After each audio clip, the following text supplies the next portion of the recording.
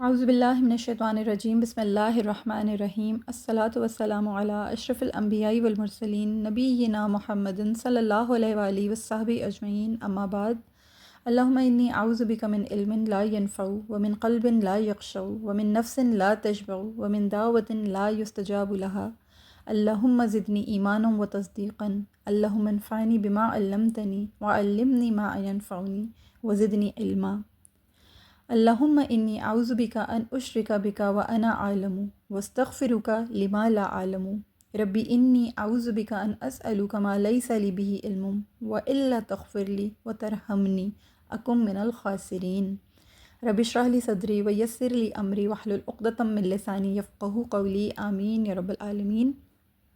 السلام علیکم ورحمۃ اللہ وبرکاتہ۔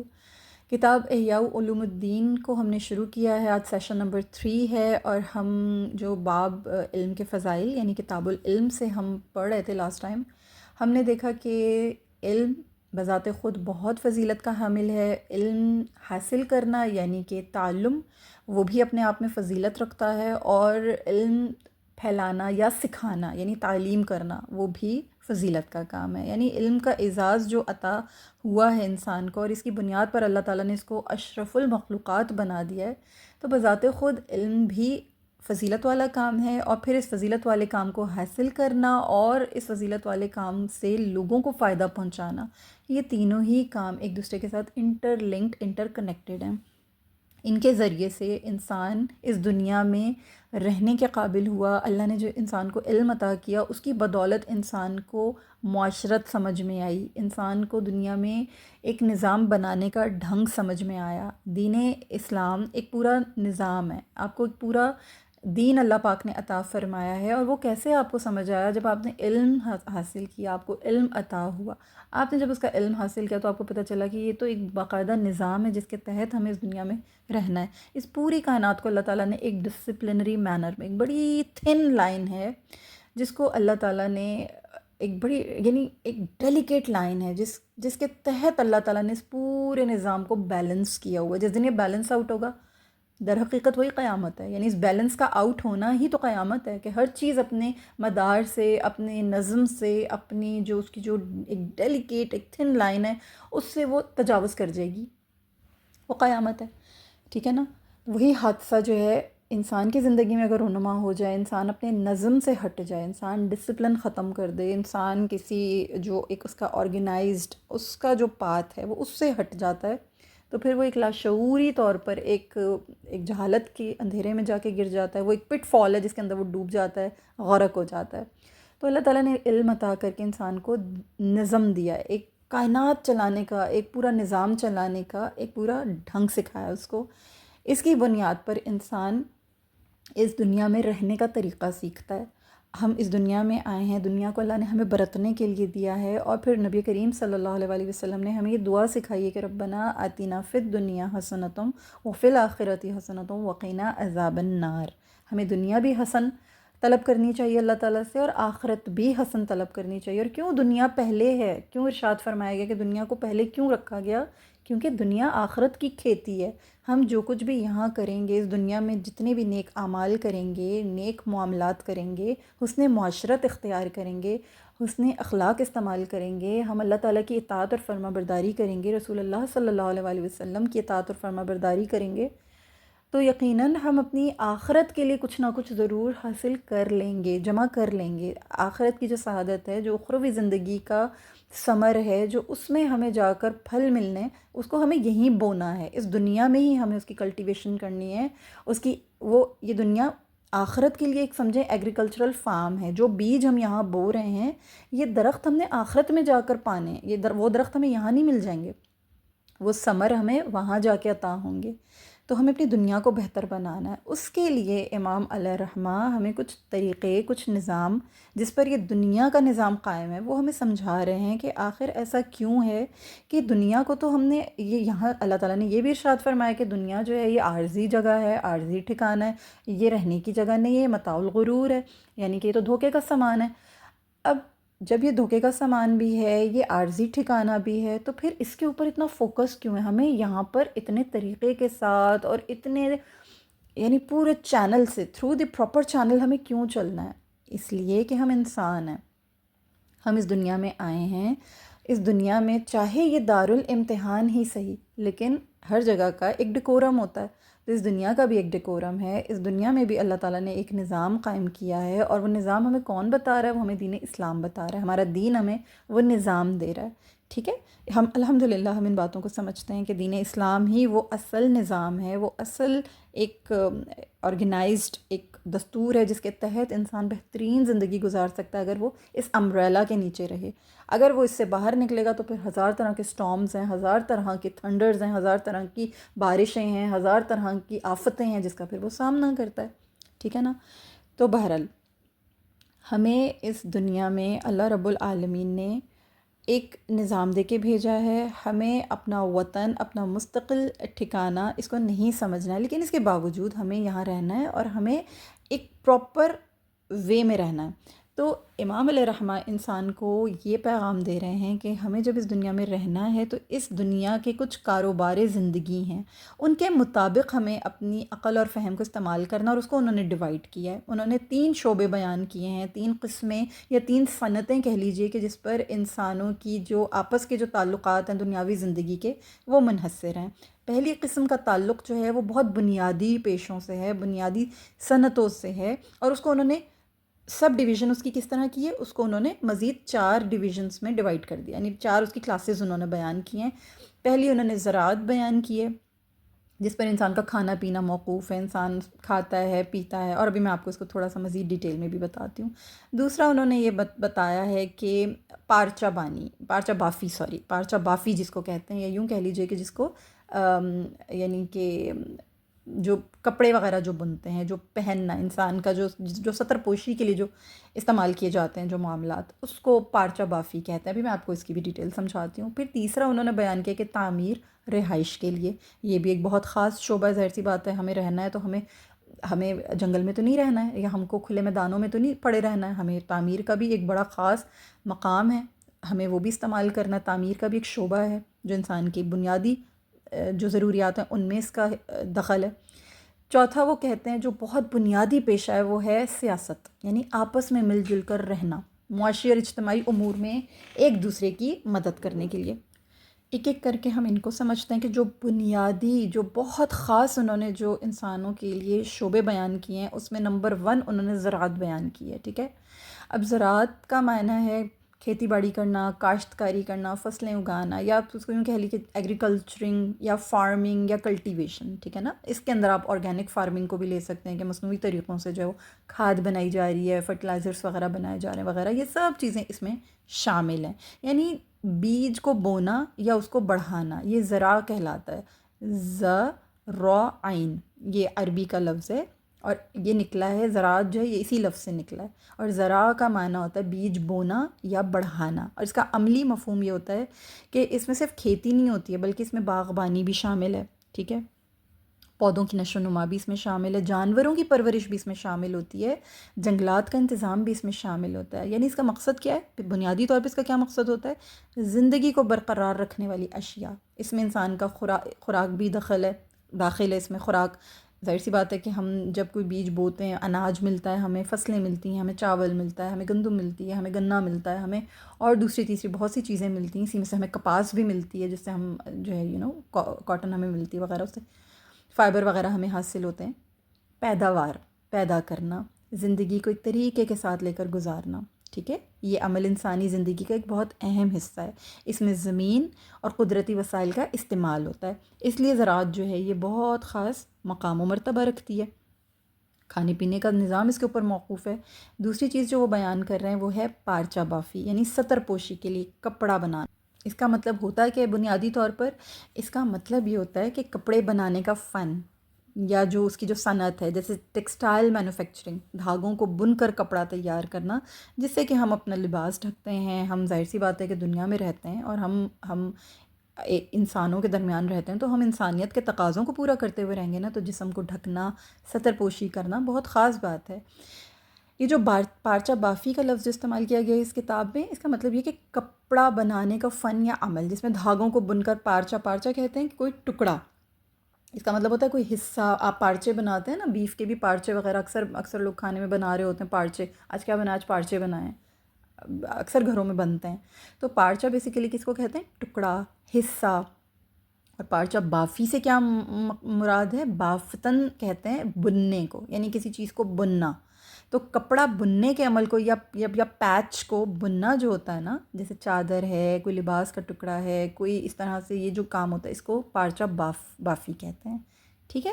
تو جو لفظ استعمال کیا بہت گف ہے، بہت موٹا لفظ ہے، یعنی آپ یوں کہہ لیجئے کہ آپ کے لیے تھوڑا سا ہو سکتا ہے کہ تھوڑا بھاری بھی ہو یہ لفظ. تو بنیادی طور پر آپ یوں سمجھیں کہ کپڑا بننا جس پر لباس موقوف ہے. ٹھیک ہے. تیسری چیز ہے تعمیر، جس پر رہائش کا دار و مدار ہے. اب یہ کیا ہوتا ہے؟ تعمیر جو ہے نا، یہ بنیادی طور پر اس کا جو اہم معنی ہے وہ کیا ہے؟ عمارت سازی. اب عمارت سازی سے مراد کیا ہے کہ کسی تعمیر کا معنی ہے عمارت بنانا، کسی جگہ کو آباد کرنا، کسی چیز کو سنوارنا، یا کسی چیز کو اثر نو بنانا. یہ تمام چیزیں جو ہیں، یہ سارے الفاظ جو ہیں یہ عمارت سازی کے عمل میں آتے ہیں. جیسے آپ مکان بنا رہے ہیں، کوئی سڑک بنا رہے ہیں، کوئی برج بنا رہے ہیں، کوئی ہاسپٹل بنا رہے ہیں، کوئی مسجد بنا رہے ہیں، یا کوئی ایسی غلط چیز ہے جو کہ اثر نو، کوئی را مٹیریل رکھا ہوا ہے، اس اثر نو آپ نے اس کو بنانا ہے، آپ نے اس کو تیار کرنا ہے، یا اس کو سنوارنا ہے، یا اس کو آباد کرنا ہے. بنیادی طور پر یہ ہوتا ہے تعمیر. ٹھیک ہے. تو یہ جو تعمیر ہے یہ بہت ضروری چیز ہے، کیونکہ ظاہر سی بات ہے کہ ہم نے اس دنیا میں رہنا ہے، تو ایسا تو نہیں کہ ہم کھلے میدانوں میں پڑے رہیں گے. یہ لفظ جو ہے یہ اکثر آپ اس معنی میں بھی استعمال کرتے ہیں کہ ہم اپنے نفس کی تعمیر کر رہے ہیں، اپنے خوابوں کی تعمیر کر رہے ہیں، ہم اپنے مستقبل کی تعمیر کر رہے ہیں. کہتے ہیں نا مستقبل کے معمار کون ہوتے ہیں؟ جو تعمیر کرتے ہیں.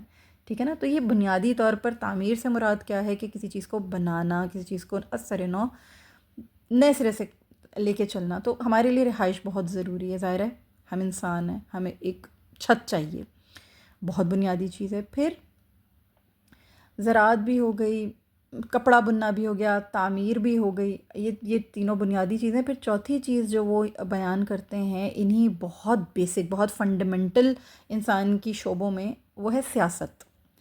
یہ باہمی انس اور اجتماع کو بیسیکلی پیدا کرتا ہے آپس میں. اب آپ کے پاس زراعت بھی ہے، یعنی آپ کے پاس ایک زراعت کا شعبہ بھی ہے جس میں آپ خوب جو ہے گنے بھی آ رہے ہیں، چاول بھی آ رہے ہیں، کپاس بھی آ رہی، سب آ رہی ہے. سنبھالے گا کون؟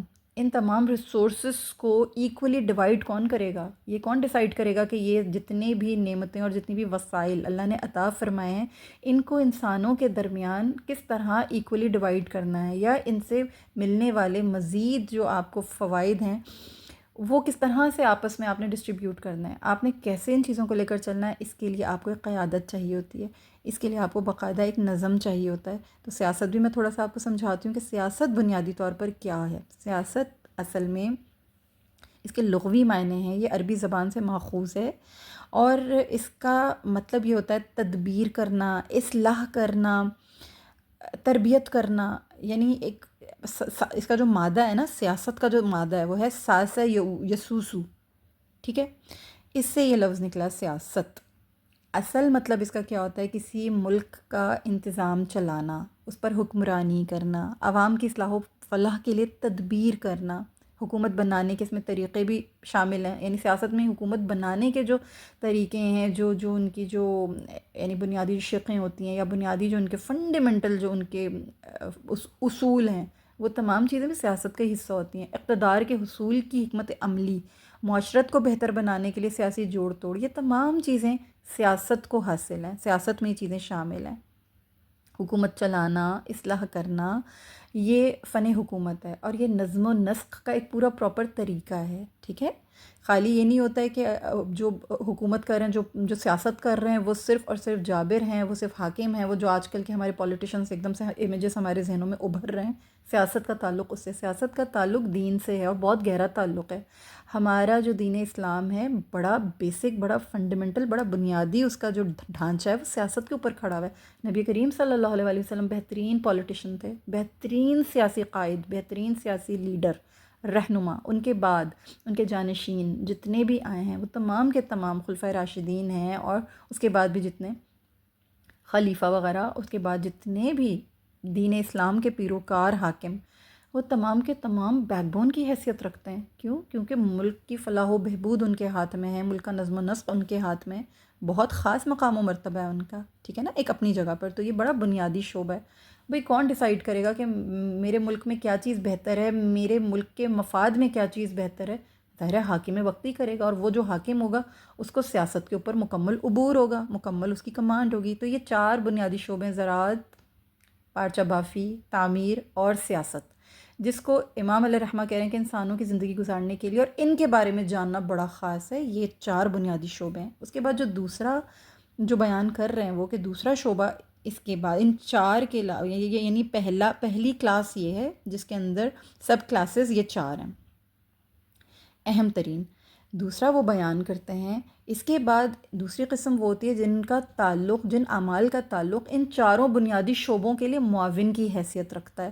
یعنی جیسے فار ایگزامپل اب زراعت کا تو ہم نے کہہ دیا کہ زراعت بہت خاص ہے، لیکن زراعت کے لیے ایک اور چیز ہے جو اس کی معاونت کرتی ہے. وہ کیا ہے؟ آہن گیری، لوہار کا پیشہ. ظاہر سی بات ہے ایک لوہار جو ہے وہ ٹریکٹر بنائے گا، تھریشر بنائے گا، کچھ ایسے آلے بنائے گا جن سے زمین کی کھدائی ہوگی، کچھ ایسے کدال بنائے گا، کچھ ایسی کینچیاں، چھریاں جن سے تراش خراش ہوگی، پودوں کی نگہداشت ہوگی وغیرہ.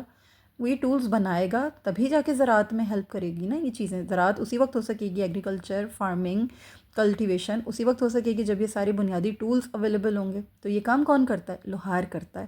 تو لوہار کیا کر رہا ہے؟ زراعت کی معاونت کر رہا ہے. تو یہ خاص ہے نا معاونت کے اعتبار سے.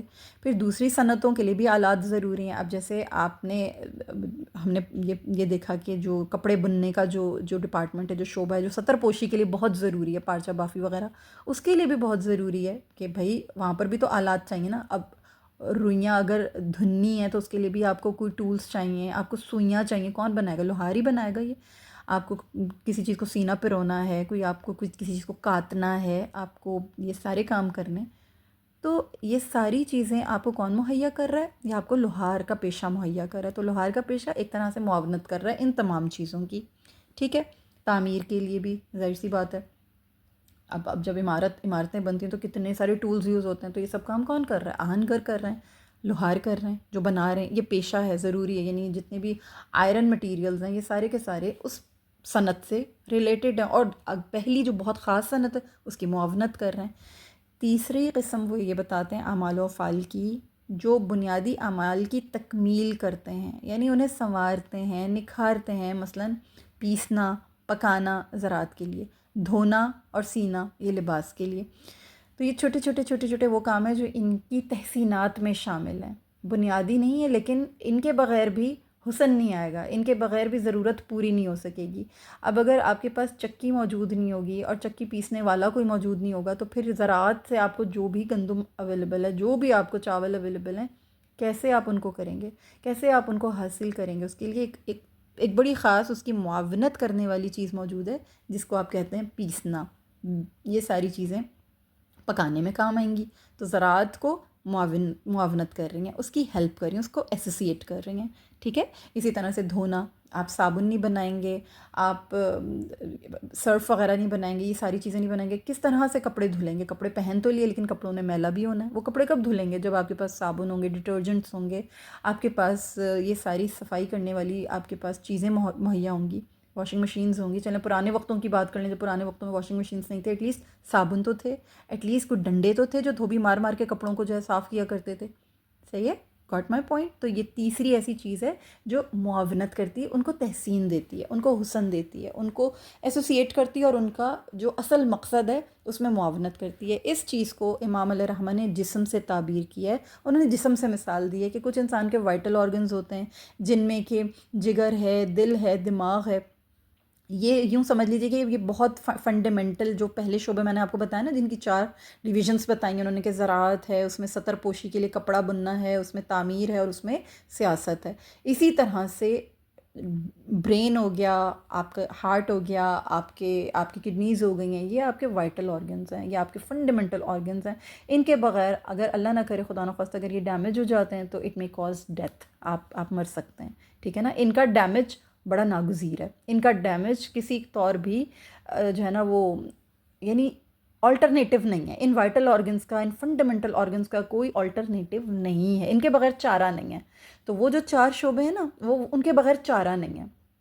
دوسری قسم پھر وہ یہ جو بیان کی ہے انہوں نے، جیسے لوہار کا کام ہے کہ وہ کئی صنعتوں کو جو ہے وہ معاونت کرتا ہے، تو اس کی مثال انہوں نے جسم سے کیا دی ہے، جیسے ہمارے مسلز ہیں، جیسے ہماری آرٹریز ہیں، ہماری وینز ہیں، ہمارے برین میں نیورو ٹرانسمیٹرز ہیں، ہماری باڈی میں انزائمز ہیں جو ڈائجسٹ کر رہے ہیں ہمارے فوڈ کو، اور وغیرہ وغیرہ دیگر اور بہت ساری مثالیں جسم میں چھوٹی چھوٹی شریانیں ہیں، نسیں ہیں، ہمارا معدہ ہے، ہمارے پٹھیں وغیرہ، یہ ساری چیزیں کیا ہیں، یہ وہ دوسری جو معاونت کرنے والی حیثیت رکھتے ہیں نا، جو شعبے، اس کی مثال آپ یوں لے لیجئے کہ دماغ کو نیورو ٹرانسمیٹرز ہیں جو میسیجز لے کر جا رہے ہیں، بلڈ کو ہمارے ہارٹ تک کیا چیزیں پہنچا رہی ہیں، ہماری وینز پہنچا رہی ہیں، ہماری آرٹریز پہنچا رہی ہیں، ٹھیک ہے، ہماری شریانیں ہیں جو چھوٹے چھوٹے کام کر رہی ہیں، بہت ساری جو ہے ہمارے یوں کہہ لیجیے کہ ہمارے مسلز جو ہیں وہ ہماری گلوکوز کو سٹور کر رہے ہیں، ہمیں انرجی پرووائڈ کرتے ہیں، ہمیں طاقت پرووائڈ کرتے ہیں، ہماری سٹوریج، جو مسلز ہیں یہ ہماری گلوکوز کی سٹوریج کے لیے کام آتے ہیں۔ جب ہم فاسٹنگ کرتے ہیں اور ہم لوگ باہر سے کچھ نہیں کھاتے تو یہ مسلز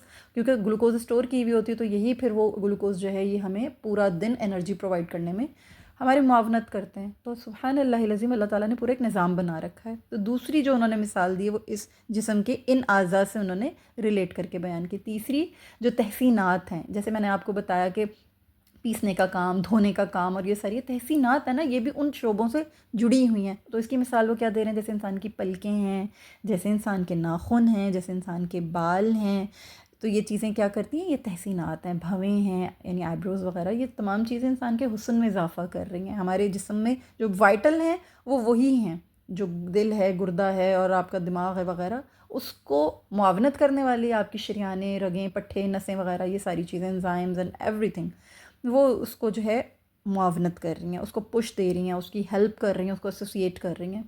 اور پھر ان سے بھی نیچے آ جائیں تو پھر ان سے بھی نیچے کا جو شعبہ ہے، جو تیسرا شعبہ جس کو امام علیہ رحمہ نے بیان کیا، اس کی مثال انہوں نے ان چیزوں سے دی کہ ناخن بھی حسن بڑھا رہے ہیں، بھویں بھی، پلکیں بھی، لیکن یہ وائٹل نہیں ہیں، ان کے بغیر چارہ ہے، لیکن اگر یہ ہوں تو تحسین، خوبصورتی، احسن ہے۔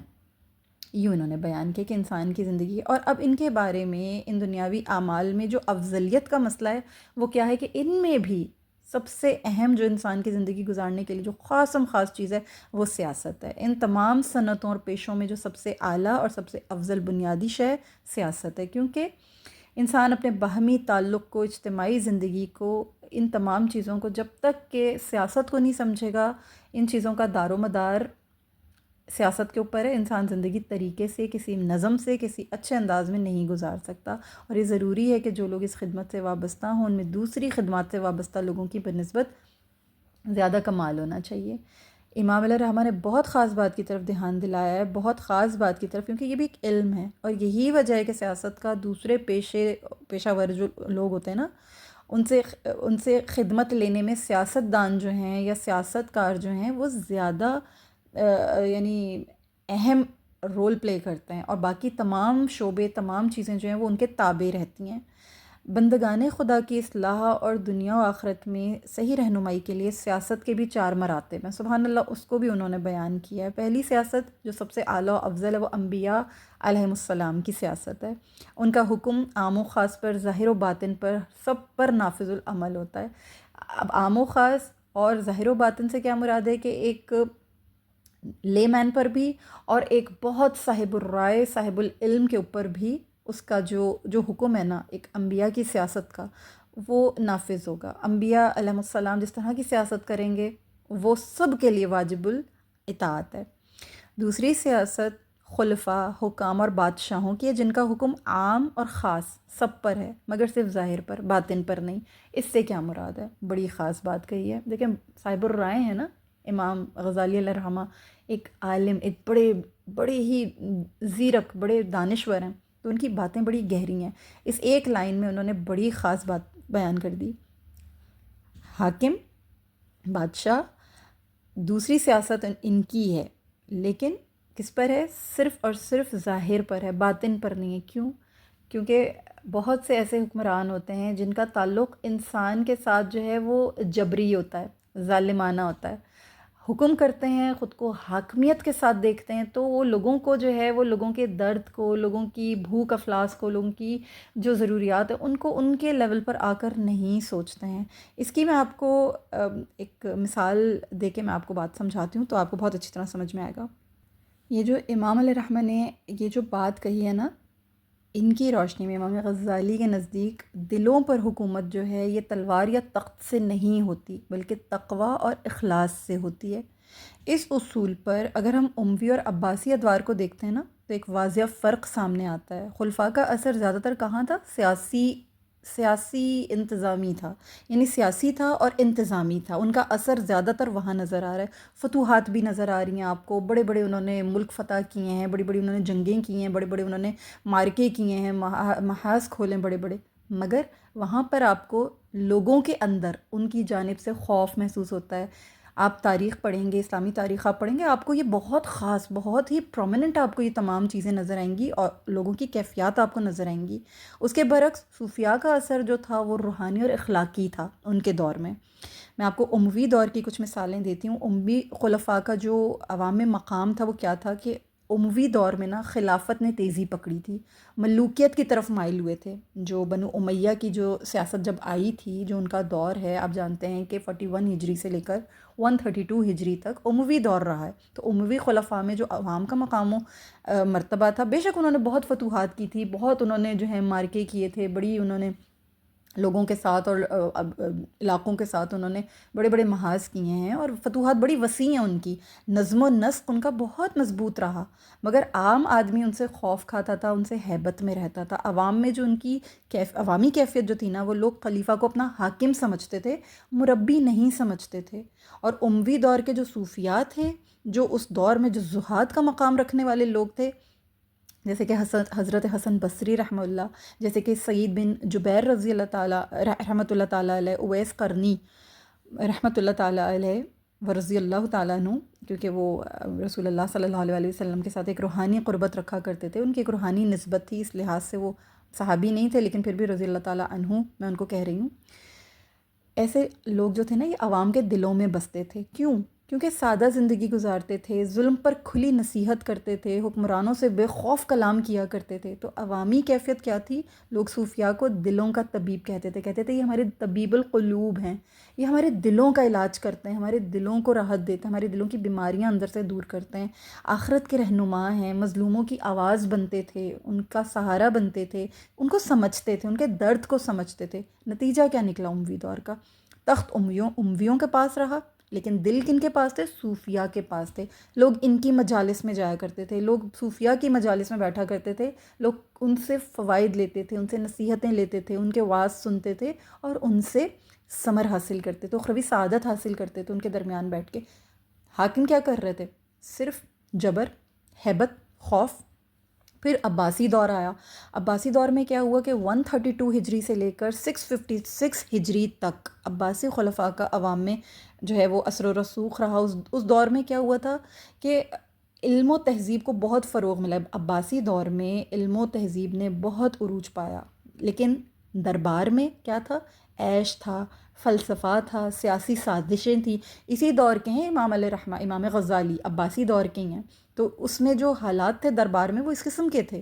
یہ تمام چیزیں بڑھتی گئیں، سیاسی سازشیں بڑھتی گئیں، اور جو خصوصیات تھیں اس دور کی وہ کیا تھیں کہ علم کی سرپرستی تھی مگر روحانیت کمزور ہو گئی تھی، علماء و صوفیہ پر دباؤ تھا، اور عوامی کیفیت کیا تھی کہ خلیفہ جو تھے وہ طاقتور تو تھے مگر روحانی رہنمائی سے بہت دور تھے۔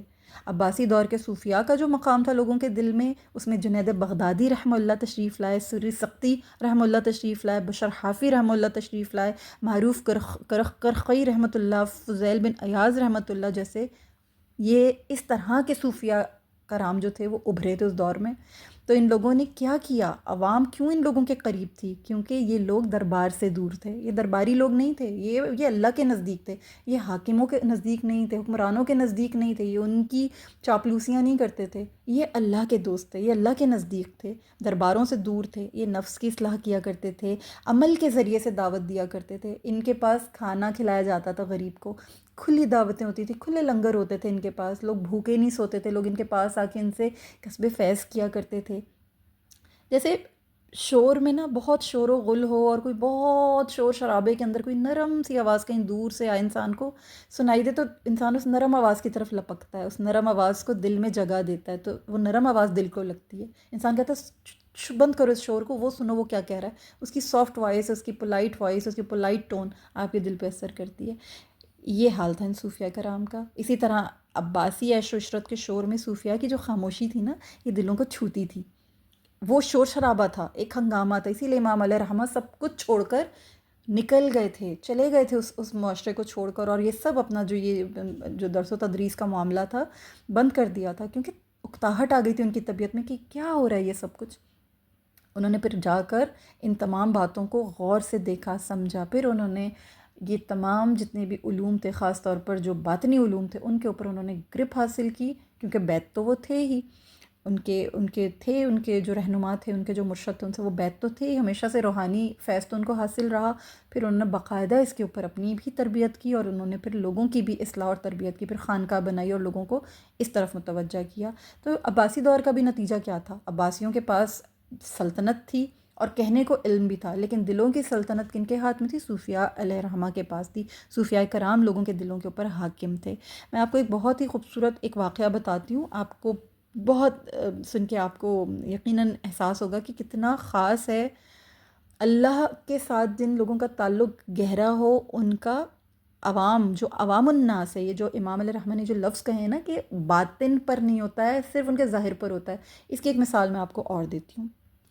اموی خلیفہ ہشام بن عبد الملک یہ حج کے موقع پر ایک مرتبہ نا خانہ کعبہ آئے، تو حجر اسود تک پہنچنا چاہتے تھے، یہ ان کو حجر اسود تک پہنچنا تھا، مگر ہجوم اتنا زیادہ تھا کہ راستہ نہیں بن پا رہا تھا۔ اسی موقع پر وقت کے امام زین العابدین امام تھے وقت کے، اور آپ جانتے ہیں کہ حضرت امام حسین رضی اللہ تعالیٰ عنہ کے یہ صاحبزادے ان کے فرزند ہیں، ٹھیک ہے، ان کا نام علی بن حسین ہے۔ تو یہ تشریف لائے امام زین العابدین، یعنی عبادت کرنے والوں کی زینت، یہ ان کا لقب ہے۔ بہت بڑے زاہد تھے، بہت بڑے عابد تھے۔ ساجد بھی ہے ان کا نام، امام ساجد بھی کہتے ہیں۔ انہوں نے بہت سجدے کیے ہیں، انہوں نے اللہ تعالیٰ کی بارگاہ میں ہر وقت سجدہ ریز ہی رہے ہیں، زندگی بھر سجدہ ریز رہے ہیں۔ تو ان کی بھی ایک بہت خوبصورت سوانح عمری انشاءاللہ کبھی اللہ نے موقع دیا ہم پڑھیں گے۔ تو جب یہ تشریف لائے نا، تو لوگ خود بخود راستہ چھوڑ گئے، حجر اسود تک اتنے باوقار طریقے سے پہنچے کہ لوگوں نے ان کو خود راستہ دیا۔ ہشام نے بہت غرور سے پوچھا کہ یہ کون ہے، حالانکہ وہ جانتا تھا، اس کو معلوم تھا۔ تو فرزدق کا یہ تاریخی شعر یہاں پر جو ہے مطلب جو ہے یہ میں آپ کے سامنے رکھتی ہوں۔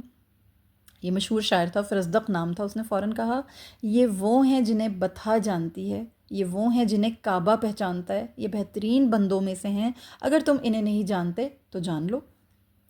تو سبحان اللہ العظیم، نتیجہ کیا تھا کہ خلیفہ جو تھے نا یہ تخت پر تھے، مگر کعبہ کے صحن میں دلوں کی بات چاہت کن کے پاس تھی؟ امام علیہ رحمہ کے پاس تھی، امام زین العابدین کے پاس تھی۔ لوگ ان کو پہچانتے تھے، لوگ ان کو جانتے تھے، کیوں؟ کیونکہ یہ لوگ وہ تھے جو عوامی محبت کی اصل بنیاد رکھتے تھے، یہ لوگوں کی رات کو خاموش خدمت کرتے تھے، اور خاص طور پہ امام علیہ رحمہ، امام زین العابدین یہ لوگوں کی خدمت کیا کرتے تھے۔ آپ کو پتہ ہے کہ مدینہ کے غریبوں کے گھروں میں راشن پہنچایا کرتے تھے چہرہ ڈھانپ کر، کسی کو معلوم نہیں تھا کہ کون ہے۔ وفات کے بعد انکشاف ہوا تھا، جب امام علیہ رحمہ کا وصال ہوا تو کئی گھروں میں راشن آنا بند ہو گیا تھا، تب لوگوں کو پتہ چلا کہ اچھا وہ تو یہ امام زین العابدین تھے۔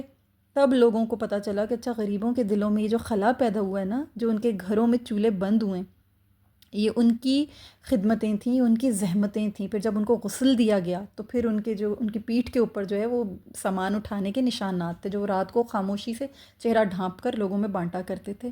یہ ان کی خاموش مقبولیت کی گواہی بن گئی یہ بات، لوگوں کے دلوں میں ایک خلا پیدا ہو گیا تھا ان کے وصال کے بعد۔ تو جو اللہ کے لیے دیتا ہے نا، وہ دلوں میں خود بخود جگہ بنا لیتا ہے، اور خاص طور پہ جو اعلان کیے بغیر دیتا ہے۔ حضرت عمر فاروق رضی اللہ تعالیٰ عنہ خلیفہ وقت تھے، لیکن لوگوں کے اندر ان کا بھی اسی طرح کا معاملہ تھا کہ اسی طرح وہ لوگوں کو خاموش راتوں کو جو ہے وہ لوگوں کی خدمت کیا کرتے تھے، رعایا کا درد جانتے تھے، اور کہا کرتے تھے کہ اگر دجلہ کے کنارے کوئی گھوڑا یا غالباً کوئی کتا بھی اگر بھوک سے جو ہے وہ مر گیا تو عمر کو جواب دینا پڑے گا۔ تو یہ حاکم وقت جو لوگوں کے اندر، لوگوں کے دلوں کے اندر راج کرتے ہیں، لیکن جو عمومی طور پر جو حاکم ہیں، بادشاہ ہیں، جو خلیفہ ہیں، یہ دور ہوتے ہیں، ان کا صرف عوام کے ظاہر کے اوپر حکم ہوتا ہے، باطن سے ان کا کوئی تعلق نہیں ہوتا۔ تو امام کا کہنا یہ ہے۔ اتنی لمبی جو میں نے تمہید باندھی ہے اس ایک لفظ کے اوپر، وہ اس لیے باندھی ہے۔ پھر تیسری سیاست جو وہ بیان کرتے ہیں وہ ان علماء کی ہے جو اللہ اور اس کے دین کا علم رکھتے ہیں، یعنی ان کا حکم صرف خاص لوگوں کے باطن پر ہے، عام لوگوں کا فہم اس درجے کا نہیں ہوتا، وہ ان سے استفادہ نہیں کر سکتے ہیں۔ سادی سی بات ہے۔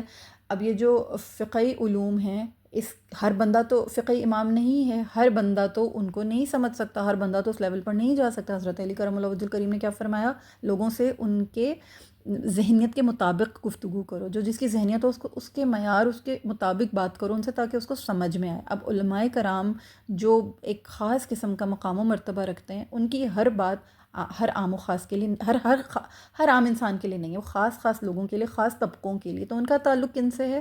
خاص طبقے سے۔ ان کی سیاست کن پر ہے؟ یعنی وہ کس کی فلاح و بہبود کریں گے، وہ کس کے لیے خیر یا تدبیر کے کام کریں گے، جن سے ان کا ڈائریکٹ واسطہ ہے اور جو ان کے کیلیبر پر ہیں۔ وہ ہر بندے کے لیے نہیں ہے، عام لوگوں تک ان کی رسائی نہیں ہے، یا یہ کہہ لیجیے کہ عام لوگوں کا فہم ان تک رسائی نہیں کرتا، ٹھیک ہے، کہ وہ ان سے استفادہ کر سکیں۔ اور نہ علماء کو عوام کے ظاہر پر تصرف کرنے کا اختیار حاصل ہوتا ہے۔ ظاہر سی بات ہے کہ وہ صرف فتویٰ دے سکتے ہیں، وہ ان کے اوپر تصرف نہیں حاصل کر سکتے ہیں۔ وہ صرف ان کو اچھا اور برا بتا دیں گے کہ یہ حکم اس طرح سے، یہ واجب اس طرح سے، لیکن وہ ان کے اوپر تصرف نہیں حاصل کر سکتے ہیں۔ چوتھی سیاست جو ہوتی ہے وہ وائزوں کی ہوتی ہے۔ یہ جو وائز کرتے ہیں، جو واعظ و نصیحت کرتے ہیں، جیسے میں نے آپ کو صوفیہ کرام کی مثالیں دی ہیں، یہ وہ لوگ ہوتے ہیں ان کا حکم صرف عوام کے باطن پر ہوتا ہے، کیونکہ یہ لوگوں کے ساتھ کنیکٹڈ ہوتے ہیں۔ ان کو شور و غل نہیں چاہیے، ان کو بڑی بڑی مجلسیں، بڑی بڑی محفلیں، بڑی بڑی قیادتیں نہیں چاہیے۔ ان کا تعلق ان لوگوں سے ہے جو ان کے دل کے ساتھ آ کے کنیکٹ ہوتے ہیں، جو کوئی ان کی خدمت میں آتا ہے، جو کوئی ان سے پیار کرتا ہے، ان سے محبت کرتا ہے، یہ وہ واعظ و نصیحت کرنے والے لوگ ہوتے ہیں۔ ان کا جو تعلق ہے وہ عوام کے باطن پر ہے، ٹھیک ہے، عوام کے باطن سے ان کا تعلق ہے۔ ان چار سیاستوں میں نبوت کے بعد جو اشرف و اعلیٰ ہے وہ علم کی تعلیم ہے۔ لوگوں کو مہلک عادتوں اور بری خصلتوں سے بچانا ہے، انہیں اچھے اخلاق اور اخروی سعادت کی راہ دکھانا ہے۔ اور تعلیم کی جو غرض و غایت ہے، یعنی تعلیم کا جو بیسک ایم ہے، جو پرپز ہے، جو آبجیکٹو ہے، وہ بیسیکلی یہی ہے۔ آگے امام علیہ رحمہ ایک بہت خاص بات بتا رہے ہیں، بہت خاص بات ہے، اس کو بہت توجہ سے سنیے گا، کہ وہ یہ کہتے ہیں کہ یہ جو تمام سیاست ہے نا، سیاست تمام صنعت اور پیشوں سے افضل انہوں نے بیان کی ہے۔ اس کی وجہ انہوں نے بیان کی ہے کہ یہ جو کسی بھی صنعت یا پیشے کی جو پہچان ہوتی ہے نا، یہ اصل میں 3 باتوں کے اوپر ہوتی ہے۔ یا تو اس قوت کو دیکھا جاتا ہے جس کے ذریعے اس فن کی معرفت حاصل ہوتی ہے، یعنی اس فن کو آپ دیکھیں گے، اس قوت کو آپ دیکھیں گے کہ کس وجہ سے، کس بنیاد پر، اس کی سورس کیا ہے، کس سورس سے جو ہے وہ آپ کو حاصل ہو رہی ہے وہ چیز۔ جیسے عقل کے علوم ہیں، جو علوم جیسے کہ آپ سمجھیں میتھمیٹکس ہے۔ اب میتھمیٹکس کے لیے ظاہر سی بات ہے کہ آپ کو عقل درکار ہے۔ عقل کی وساطت سے ہی آپ کو پتہ چلتا ہے نا، 2+2 4 ہوتے ہیں۔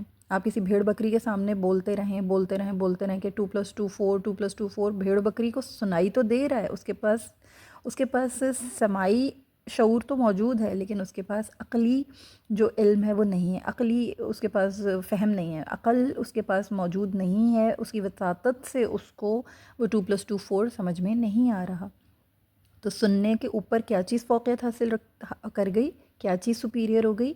سماعت سے زیادہ عقل، جس کو وہ یوز نہیں کر پا رہی، وہ بھیڑ یا بکری اس کو یوز نہیں کر پا رہی۔ جبکہ ایک انسان کے سامنے اگر آپ کہیں گے، انسان کے بچے کے سامنے اگر آپ سکھائیں گے اس کو کہ 2+2 4 ہوتے ہیں، 2 جمع 2 4، وہ سمجھ جائے گا، کیونکہ عقل کی وساطت سے اس کو یہ بات سمجھ آ گئی۔ نہ صرف اس نے سنا بلکہ عقل بھی استعمال کی، عقل کی وساطت سے اس کو یہ بات سمجھ میں آ گئی۔ تو سماعت کے اوپر کیا چیز فوقیت لے گئی، کیا چیز سماعت سے زیادہ سپیریئر ہو گئی؟ عقل، ٹھیک ہے۔ تو پہلی پہچان کیا ہے کسی چیز کی، کسی بھی پیشے، کسی بھی صنعت کی، کہ اس کی سورس دیکھی جاتی کہ سورس کیا ہے۔ تو عقل جو ہے وہ بہت خاص ہے، عقل کو بہت خاص ایک مقام و مرتبہ حاصل ہے۔ جب بھی کوئی علم آپ کو عطا ہوتا ہے، آپ کی عقل اس کو تسلیم کرتی ہے، اور پھر اس کے بعد دیکھا جاتا ہے کہ اس کا نفع کیا ہے۔ جیسے زراعت کی مثال انہوں نے دی تھی، تو زراعت جو ہے وہ زرگری کی نسبت زیادہ فضیلت رکھتی ہے۔ زرگری کیا ہوتی ہے؟ یعنی کہ سونا، سونار جو بناتے ہیں، جو گولڈ کی چیزیں ہیں، جو گولڈ کی آپ کو پروڈکٹس ملتی ہیں، آئٹمس ملتی ہیں، آپ کے لیے کھانا زیادہ ضروری ہے، کھانا پکانا، کھانا کھانا، پیٹ بھرنا، روٹی زیادہ ضروری ہے، یا آپ کے لیے گولڈ کی چیزیں پہننا اور اپنے اپنے گھروں میں علمان الحفیظ جو حال ہے مڈل ایسٹ کا، کہ ان کی تو گاڑیاں بھی سونے کی ہیں اور ان کے تو ٹوائلٹ سیٹس بھی ان کی سونے کی ہیں اور ان کے جو موبائلز ہیں وہ بھی سونے کے اور ان کی سینڈلز بھی سونے کی، اور استغفر اللہ العظیم جو ان کا حال ہے. تو آپ بتائیں کہ روٹی زیادہ خاص ہے، زیادہ امپورٹنٹ ہے، یا یہ سونے کی چیزیں زیادہ امپورٹنٹ ہیں؟ اوبویسلی روٹی، اوبویسلی زراعت، اوبویسلی کھانا پینا. آپ کسی کو کھانا دے دیں، آپ اس کو باقی کچھ دے نہیں دیں، اس کو کھانا مل جائے تو کم سے کم اس کا پیٹ بھر جائے گا، وہ دیگر باتوں کی طرف ذہن چلا سکے گا. لیکن آپ کسی کو سونا دیتے رہیں مگر آپ اس کو بھوکا مار دیں تو وہ سونے کا کیا کرے گا؟ اوبویسلی نو پوائنٹ، کوئی فائدہ نہیں ہے اس کا، کوئی حاصل نہیں ہے اس کا. تو یہ بات امام علیہ رحمہ سمجھا رہے ہیں کہ پھر نفع دیکھا جاتا ہے ان چیزوں کا، کہ نفع کس چیز کا زیادہ ہے. تو اسی طرح جو تعلیم ہے اس کا نفع زیادہ ہے. آپ کسی کو خیر کی بات سیکھنے کے بعد سکھاتے ہیں تو اس کا فائدہ زیادہ ہے. ٹھیک ہے، تو کیا ہے کہ تعلم کے اوپر تعلیم کو اس طرح سے برتری حاصل ہے کیونکہ اس کا فائدہ زیادہ ہے، فائدہ دیکھا جاتا ہے، نفع دیکھا جاتا ہے. پھر تیسری چیز وہ بہت خاص یہ سمجھا رہے ہیں کہ اس جگہ کو دیکھا جاتا ہے جس میں تصرف ہوتا ہے. جیسے جہاں پر سونا بنایا جا رہا ہوتا ہے اس جگہ کو اہمیت حاصل ہے، وہ جگہ بہتر ہے بجائے اس کے کہ جس جگہ پر چمڑے کے اوپر جو ہے، یعنی جانور کے چمڑے کے اوپر جو ہے وہ رنگ کیا جا رہا ہو، یا جانور کے چمڑے سے جو ہے کوئی پروڈکٹ تیار کی جا رہی ہے. جیسے لیدر کی کوئی فیکٹری ہے، اس کے اوپر ظاہر سی بات ہے کہ جو سونار کی دکان ہے یا جو سونار کا کارخانہ ہے اس کو زیادہ اہمیت حاصل ہے کیونکہ زیادہ کام کی چیز سونار کے پاس بن رہی ہے ایز کمپیئر ٹو وہ جانور کی جو کر رہا ہے، دباغت کر رہا ہے، یعنی کھال کو جو رنگ رہے ہیں. ان کے اوپر کون افضلیت رکھتا ہے؟ زرگر، یعنی جو سونے کا کام کر رہے ہیں وہ زیادہ اہمیت حاصل ہے ان کو، وہ زیادہ، کیونکہ ان کا جو مقام ہے، ان کی جو جگہ ہے وہ زیادہ اسپیشل ہے، زیادہ خاص ہے. اگر کبھی کوئی چور آئے گا، کوئی ڈاکو آئے گا، کوئی لٹیرا آئے گا تو وہ چمڑے کی طرف جانے سے پہلے وہ سونے والے کی طرف جائے گا، ہے نا؟ تو اس کو زیادہ افضلیت حاصل ہے، کہنے کی بات یہ. تو اسی طرح سے علم ایسی جگہ، دل ایسی جگہ ہے تمام وائٹل آرگنز میں، دل وہ خاص مقام ہے جو اللہ کی اس امانت کو سنبھالتا ہے. اور معلم جو ہے وہ انسانوں کے دلوں اور نفوس میں تصرف کرتا ہے، یعنی اس کو برتری حاصل ہے. علم حاصل کرنے کے بعد تعلیم کرنا برتری رکھتا ہے، فضیلت رکھتا ہے، اور یہ شرف انسانوں کو حاصل ہے. اللہ نے انسان کے اجزاء میں سے جو دل اس کو عطا کیا ہے، معلم اسی کی تکمیل کرتا ہے، اسی کو روشنی پہنچاتا ہے، اسی کو پاک کرنے، اسی کو قرب خداوندی تک پہنچانے میں مشغول رہتا ہے. تو تعلیم جو ہے وہ بیسیکلی بنیادی طور پر جو ہے اللہ کی عبادت ہے، کسی اعتبار سے اللہ تعالیٰ کی وہ خلافت ہے. اور اللہ تعالیٰ کی بہت بڑی خلافت ہے علم، یعنی تعلیم کرنا کسی کو، علم کسی کو دینا. اللہ تعالیٰ نے عالم کے دل پر اپنی سب سے خاص صفت کو اسی لیے کھول دیا ہے. یہ جو علم ہے یہ اللہ تعالیٰ کے عمدہ خزانوں کا ایک بہت بڑا شاہکار ہے، اللہ کا بہت عمدہ خزانہ ہے. اور ایک معلم کا دل جو ہے وہ اس خزانے کا خازن ہوتا ہے، اس امانت کو سنبھالتا ہے. ٹھیک ہے، اور پھر اس کو، اس امانت کو جتنے بھی محتاج علم ہوتے ہیں ان پر صرف کرنے کا اللہ تعالیٰ اس کو حکم دیتا ہے، وہ ان پر اس کو صرف کرتا ہے. جیسے ایک سیاستدان اس کو صرف کرتا ہے، ٹھیک ہے، جیسے سیاستدان لوگوں کی خدمت کرتا ہے، اسی طرح ایک معلم اس خزانے کے اوپر حکومت رکھتا ہے. اس حکومت جو اللہ نے اس کو عطا کیا، اس کے پاس امانت ہے، اور وہ امانت لوگوں کے اندر برابر تقسیم کرتا ہے. جتنے بھی محتاج علم ہوتے ہیں ان میں وہ اس کو تقسیم کرتا ہے. تو بالکل جیسے سیاستدان کا ایک بہت خاص شرف ہے، اسی طرح ایک وائز کا، ایک معلم کا، ایک تعلیم کرنے والے کا ایک بہت خاص مقام و مرتبہ ہے. ٹھیک ہے، تو ان شارٹ اس پوری جتنی بھی امام علیہ رحمہ نے یہ جو تمہید باندھی اور جو انہوں نے جو ڈویژنس کیے ہیں ان کو اگر آپ سمرائز کریں گے تو نتیجہ یہ نکلے گا کہ ہر محتاج علم کو علم پہنچانا ایک عالم کا، ایک معلم کا، ایک وائز کا کام ہے، جو اس کو اللہ کے ساتھ، آخرت کے ساتھ اور سعادت کے ساتھ کنیکٹ کر دیتا ہے، اس کو جوڑ دیتا ہے اور جنت حاصل کرنے کی راہیں آسان کر دیتا ہے. ٹھیک ہے، مخلوق کے درمیان یہ جو علم ہوتا ہے یہ وہ وائز یا وہ عالم یا وہ معلم اپنے رب اور اس کی مخلوق کے درمیان واسطہ بن کر لوگوں کو اللہ کے قریب کرتا ہے، انہیں جنت کی طرف لے کر جاتا ہے، انہیں سعادت کی طرف لے کر جاتا ہے.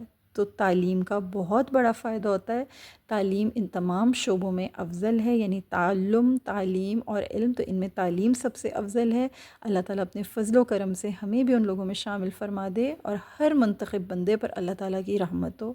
اللہ تعالیٰ اس کو ہم سے قبول فرمائے. مجھے امید ہے کہ جو میں نے آپ لوگوں کو سمجھایا آپ نے اس کو اچھی طرح سے سمجھا ہوگا. پھر بھی کوئی کنفیوژن ہو آپ مجھے ریچ کر سکتے ہیں، مجھ سے پوچھ سکتے ہیں، کامنٹ میں بھی پوچھ سکتے ہیں، اور گروپ میں تو آپ بہنیں میرے ساتھ کنیکٹڈ ہی ہیں انشاءاللہ تعالیٰ، تو آپ مجھے پرسنلی بھی ریچ کر سکتی ہیں. آج کے لیے اتنا ہی ہے. انشاءاللہ نیکسٹ لیکچر میں ہم اس سے آگے کی بات کریں گے کہ علم جو فرض عین علم ہے وہ کیا ہیں، فرض کفایہ علم کیا ہیں. اس کے علاوہ یہ کہ شرعی علوم کیا اور غیر شرعی علوم. امام علیہ الرحمہ کی جو کتاب ہے احیاء علوم الدین، اس میں کن کے اوپر انہوں نے روشنی ڈالی ہے.